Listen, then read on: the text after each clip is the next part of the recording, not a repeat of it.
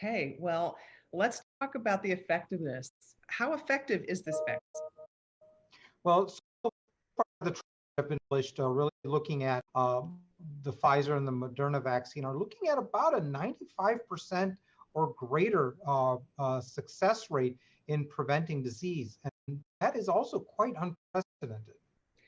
So let's talk about the function of it. I think there are some questions as to does it serve to prevent people from getting it, or will it just lessen the symptoms once someone has become infected?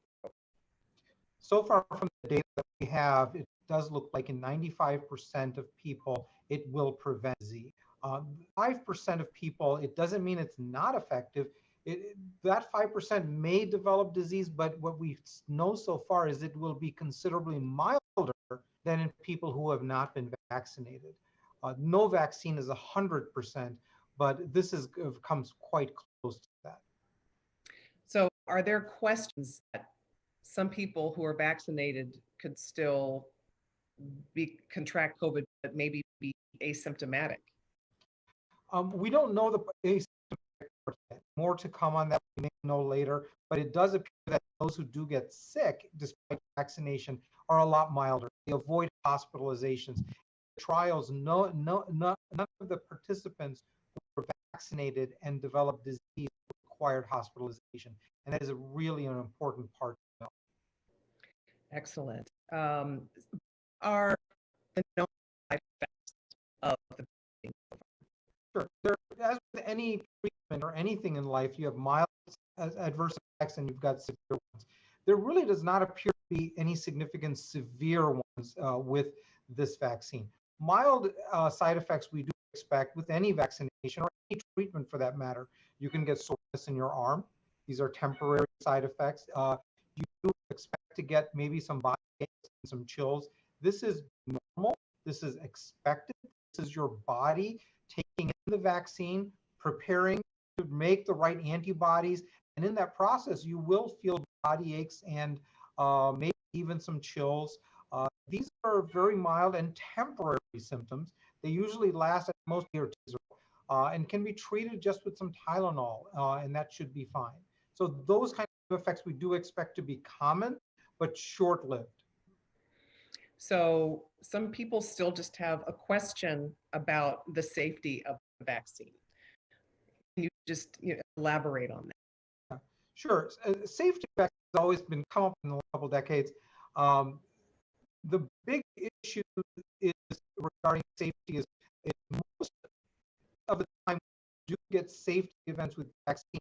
They happen very early on.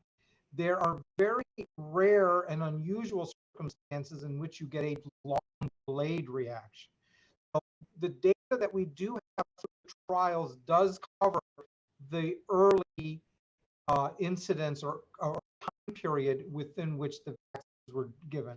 And what we have found is that the amount of serious side effects during that early period is extremely low. Okay. So let's talk about how it's administered. Once, if you are able to get the vaccine, there are 2 doses at least for the Pfizer vaccine. So how much time should elapse between the two? So we go by the manufacturer's guidance on that. Pfizer is 21 days between each dose. Moderna will be the next vaccine probably approved within the next 2 weeks, I would expect. That is 28 days between doses.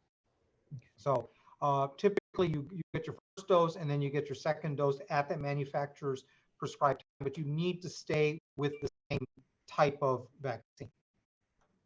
Well, let's talk about numbers overall. Already millions, 16 million people so far have been infected with COVID. So, as far as being able to distribute manufacture doses, let's just talk about that. I mean, there's the demand at this point the supply won't meet the demand for quite a while. I mean, a couple of things on that. I think yes, the demand is tremendously high in not just the United States, but it's a global demand that a few companies need to be able to meet. Um, and there are some priorities. We want to get our most vulnerable populations, such as our nursing populations, where we've seen some really severe outbreaks, and our frontline healthcare workers vaccinated first. That's probably going to get us well into February by the time those groups are vaccinated, and we have some high priority groups that it may take well into summer before those groups are vaccinated. So there is a lot of demand we need to meet there. Now, the great thing is the type of vaccines that these are, the mRNA vaccines, they're very scalable. The manufacturers can make quite a bit of that every month, unlike some of the other vaccines in the past. If they can continue to manufacture at the same pace, it's sometime about a year from now before we get enough vaccine out there to cover everybody. Okay. And let's just talk about it. I mean, because that's, the doses have been rolling out today, but it's very strategic as to which places get the most doses. Can you kind of walk us through what you've seen so far, the planning stages for that? Yeah, from what I've been shared with me so far, and again, a lot of this is changing quite rapidly.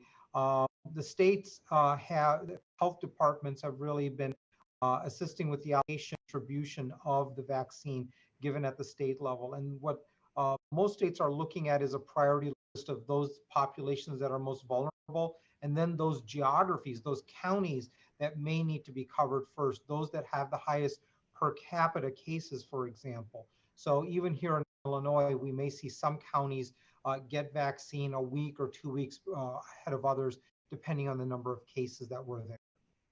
Wow. So, as you said, right now this is Pfizer. Moderna's vaccine more than likely will get the approval in a week or so. Will you eventually let the more doses be available for the general? Can you determine which vaccine you get, or is it just you get which one is available? Yeah, again, it's hard to be sure where we're going to go with that. I mean, the supply is going to be so constrained for quite some time. I would expect that during that constraint, which is probably going to be at least through the second quarter of next calendar year, probably going to get what's available there. Probably by the time we get into the summer, there may be enough vaccine from different manufacturers that there could be. But now, between the Moderna and the Pfizer vaccine, they are so similar and have very similar properties, and the way they're done and the results are so similar, it almost doesn't matter. If you've already had COVID or been treated for COVID, should you then still get the vaccine? Yes, probably should. Now, what we are hearing from CDC, though, is maybe we need to look at the timing of that. It does appear that at least 3 months after COVID infection, that you probably have enough antibodies, so it's unlikely to get reinfected within that first 3 months. So current guidance from CDC as of yesterday really is maybe wait 3 months, talk to your doctor if you've had COVID before you proceed to get vaccinated. That being said, most of the general population who may have just recovered from COVID in the last month or so, by the time the vaccine is available for them, that time is probably past. So the bottom line answer is, even if you've had COVID, please talk to your doctor about getting vaccinated. Don't assume you're immune. So this thought about having immunity, if you have COVID, now you have immunity, it's there's a time limit if there is such a thing, and if it would be a time limit to that. Correct. And therefore, it would probably the vaccine, antibodies, and immunity is going to be superior to what you get from the disease, and will last longer and help prevent any further reinfection. Okay. So let's talk about the age group. How can you be to get the vaccine? So right now, guidance is, and the FDA guidance is above 16 years of age. So if you're over 16, yes, it has been studied in groups and determined to be safe. It does not mean that under 16 is not safe. It's just not been studied. We'll probably get more studies early, probably the first half of next year on pediatric age groups, and then we'll get some more guidance on that. What does it take to just manufacture this vaccine? I mean, now that it's finally approved, obviously we know that there needs to be a big supply. So how tough is it to just to churn out enough doses? It is a synthetic molecule. It does take a while to manufacture. They can make it in large quantities, but there's just a limit of scale of being able to put that together. They take a little strand of mRNA, they wrap it in a small lipid or a little fat molecule in order to have that delivered. And it's the storage and freezing. There's a lot of other logistics just beyond manufacturing of it, but how do you get enough glass, get enough vials, freeze it, have enough freezer space for all these vaccines, and then transport all of this? It does have a limited shelf life once it's thawed, so it must be used quickly. So overproducing and to distribute would only add to the shortage. I see. And right, so the Pfizer vaccine, as you said, that's the one that has to be stored in the ultra cold storage, correct? Correct. And then, so having enough facilities for that obviously is challenging. And then once it is shipped, then it's thawed, and then there's a time limit to once it's thawed out. Yeah, I believe it's 5 days that you have 5 days once it's thawed and still kept cool. Once the vial is open, you only have 5 hours to use the vial, and then it can't be used any longer. Okay. So a lot of people seem to be interested in it. Well, I know that there's a lot of debate as to who should get it first. You touched on that, obviously, frontline workers, vulnerable, people in vulnerable populations. And can you just talk about how soon you think it could be available to the general public? I think it's going to take some time. It's probably going to be around the second half of the year, probably June or so, before it's generally widely available, because we do have all of these subset populations that need to be covered first. And that's barring any other issues with manufacturing or distribution that could possibly come up. It's hard to say. So it's sometime around summer. Now, of course, a lot of thoughts are out there. Once you get the vaccine, it doesn't automatically mean that if you get vaccinated, you can walk out of the doctor's office with no mask and live life as normal. Can you explain why it's still going to take time before people can move, the general public can move beyond wearing masks? Sure, absolutely. So a couple of things. Once you get vaccinated, it's important to get both doses. The studies have shown that single dose alone is not good enough. You need to have 2 doses. But even after the second dose, the moment you walk out of the doctor's office, it does not mean that you're immune. It does take a couple of weeks for your body to process the vaccine, develop the right antibodies, probably around 2 to 4 weeks in that ballpark. So it does take that time on a personal level.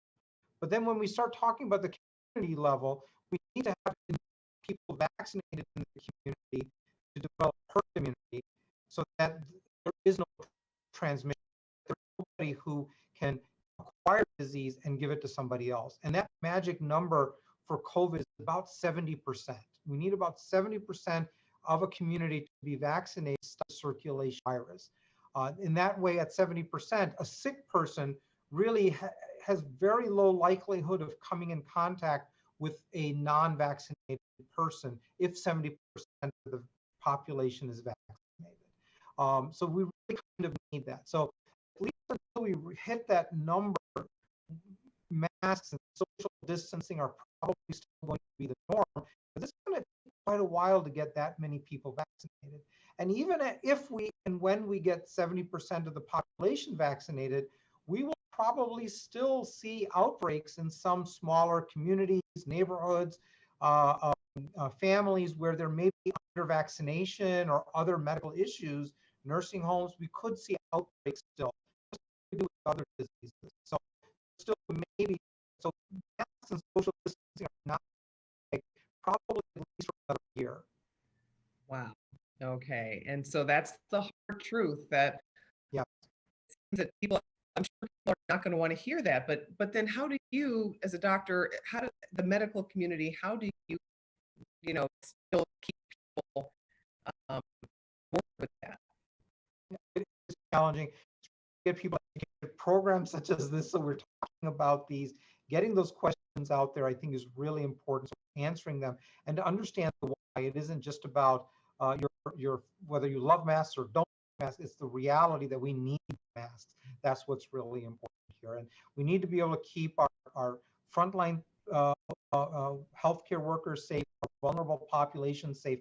There's a lot of avoidable disease and death that can be managed just by some good common sense using masks.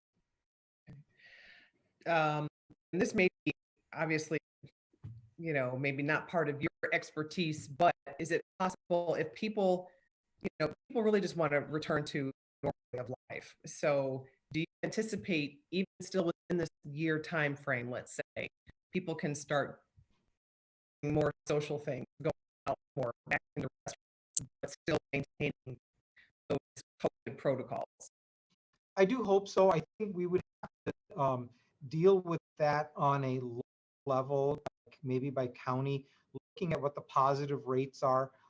If we can start to see rates go back down from right now, they're somewhere around 12, 13% positive rates. If we can get those back down to what we saw over the summertime, those 3% positive rates, I am encouraged that the health department and state health authorities may start to lift some of those restrictions. And I think that better weather, vaccination, all of those factors can, if everyone does their part, we can slowly start moving in that direction. It's not going to happen in one step. Okay. A couple more questions. We've been moving through these things fairly quickly. Still very many people skeptical about this vaccine. I know we had a poll on our 11 a.m. news that said a lot of people would be interested in taking it, but maybe not right away. Kind of a wait and see approach. But a lot has been said that certain communities of color, particularly the Black community, might really be hesitant to take the vaccine. Can you talk about that why that history is there, and maybe what outreach might be being done to help convince people? Sure. And unfortunately, there's been a lot of bad interactions with healthcare, and therefore, I think we've come a long way. I'm very confident. I think more work has to be done. There's still a lot to be done there as well. And unfortunately, a lot of minority communities have been very disproportionately impacted by this. And it's not just COVID. I mean, I would say healthcare in general impacts minority communities in a larger way. COVID-19 pandemic only put a spotlight on some of those equities that were already there. I think really engaging with those communities, community leaders, to help understand their perspective, not just talk about the safety of the vaccine. We know that, actually hear people out what their concerns there, and to get them involved with some of these initiatives and how they person to help protect their community will be very important. Doctor, is there anything that you want to highlight? I mean, this is a historic day. I mean, I don't remember covering a rollout of a vaccine like this before. No, and it's really tremendous.